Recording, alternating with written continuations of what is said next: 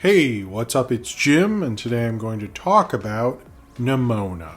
This is, I guess, the last film produced mostly by Blue Sky Animation.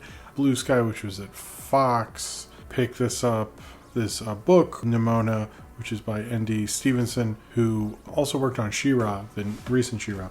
This was made into a film. 75% of it was done, or most of it was done. Disney had bought Fox, as you probably know, and said, oh yeah, we'll totally have three animation studios, Disney, Animation, Pixar, and Blue Sky, and then decided, no, we don't want Blue Sky anymore. And a lot of it supposedly had to do with this film and how it was LGBTQ friendly, so they nixed it, even though they could have just finished the movie and dumped it on Disney Plus or something. So Annapurna got involved and recently put it out on Netflix. So it's had an interesting road. We've read about it a lot. We've talked about this film a lot. We've asked for justice for Nimona, all of those things. And I guess if right now, if you're an animation fan, was this worth it? Was this worth all this discussion? Does this live up to the hype that we've been talking about this film for years and years? In a certain extent, yes. I do think this film is a step forward in terms of representation, in terms of dealing with certain systematic issues, much better than other films have done. I don't think this is, like, amazing or one of my favorite Blue Skies or anything like that. And I don't think it's a real... I don't know. I think this is a really interesting film, and I think it's interesting this came out the same weekend as Ruby Gillman, because I both find them to be films that kids, I think, growing up will be a lot more obsessed with than I will ever be obsessed with them. I could already see, I've seen that happening more so with Nimona than Ruby Gillman, but and I can definitely see them go, like, if there's any animated film that is the strange movie that, like, your parents, that you later will say, my parents didn't even know what I was watching, and it's like, well, it was Nimona, but calm down. But people over exaggerate things, and I can see that with this film. It does things like, particularly with its gay relationship, which it is not hiding, is not something you can cut out for China or any other country. It is very much there, is very much apparent. All of its systematic issues are handled in a much better way than I've seen any of these other animated films that have wanted to do that, and I was kind of surprised how well they did that, putting it in a weird future setting. This is a wholly original film. Whether you like what it's doing, you like the character design, which I don't, you are still taken aback by the accomplishment of what it is, because it is a pretty interestingly unique movie, and it's also kind of a glimpse of what we kind of saw Blue Sky moving more into towards the end of its reign, which is a shame, because I think we were kind of at the tip of a really interesting animation studio that started as someone who just made a bunch of Ice Age sequels we all kind of rolled our eyes at. We saw with this the glimmer of something that could have been a lot more. Nimona is about, it's a little complicated. It is a society in the future that is protected by elite knights because they're attacked by, like, a monster 1,000 years ago or something, and now the society, which is all based on this, which is now 1,000 years, 10,000, however many years in the future. It's like a lot of years in the future. Anyway, it's a medieval futuristic kingdom, as they say in this. That's an interesting medieval futuristic kingdom. There are many years in the future. Since then, the Knights Guard are people who've always been knights, sort of passed down from generation to generation. But they have a new guy called Ballister, who's also in love with Ambrosius Golder Face. Jesus, I can't. and Ballister are in love. Ballister's about to be made one of the knights, which is the first time someone who's not part of it is going to, by the queen, which is a big deal. But as he's being knighted, the sword suddenly has a bunch of lasers and kills the queen. Ballister has to go into hiding. His boyfriend cuts off his arm, and then because he's considered a great evil, this evil shape-shifting, I guess, imp, spirit, squire, I don't know, whatever Nimona is, shows up to be his evil sidekick, sort of like the Minions, but way less annoying. Helps Ballister figure out how the various conspiracy that happened to take him down and kill the queen. First off, I do think Chloe Grace Moretz playing Nimona did a really good job. I'm not the biggest fan of her or anything. I don't hate her or anything like that. That doesn't mean that. But I actually was like, wow, you're like really going for it. And it's very Looney Tune type performance. And she kept it up the whole way. I thought it was one of her better performances. It's definitely, I think, my favorite voice role from her. And I like Riz Ahmed, and I like the Try guy who's in this. And the guy from SNL plays one of the bro kind of guys. I like the voice cast. But to really get into it, I think there's certain things this film does very right that I can't really deny.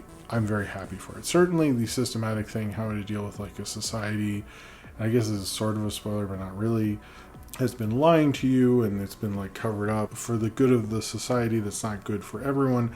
And particularly I think Frozen 2 tried to do that, and this film does it a lot better in a way that I think will open up to kids to question the facts that they're being presented. I hope, maybe not, but I think it could sort of help. As well as the gay relationship in this is not hidden. It is very much there. It's treated as a matter of fact. It's treated as normal, which I think is an amazingly huge step forward. I really actually love that about this movie, and there's not many family films that take it on quite this way, or animated films. I think this is really cool. Depending on how you feel about the homophobia of Disney, I would say if you believe that to be the reason it was canceled, I would concur after watching this movie. I do think there's a lot going on plot-wise and setup and things like that. Almost too much. This is a very convoluted movie. It switches tones a lot and stuff, which it really didn't bother me.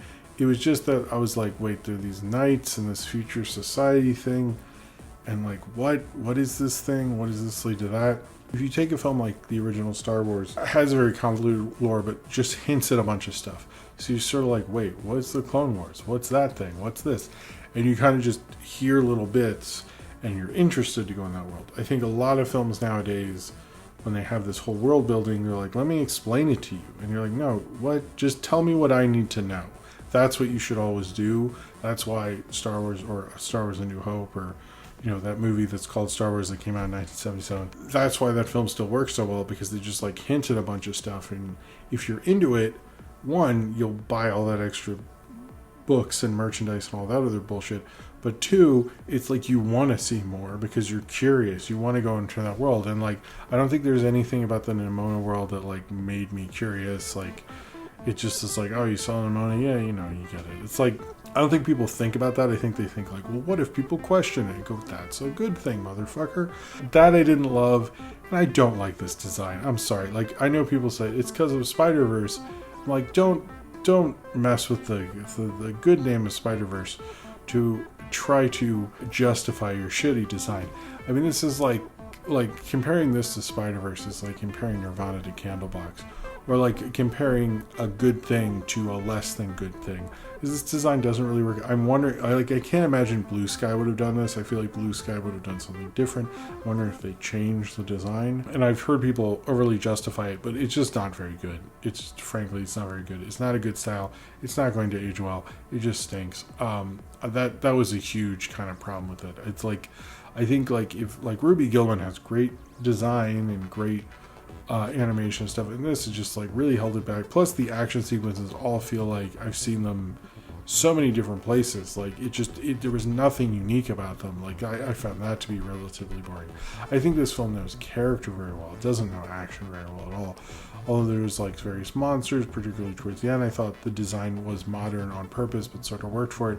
Most of the other like shots and composition, it's just like I've seen this before in other places. Like I'm not that excited by it, to be honest. Like, if I can get a cheeseburger everywhere, why should I stop with you? And that's sort of what I felt like with that.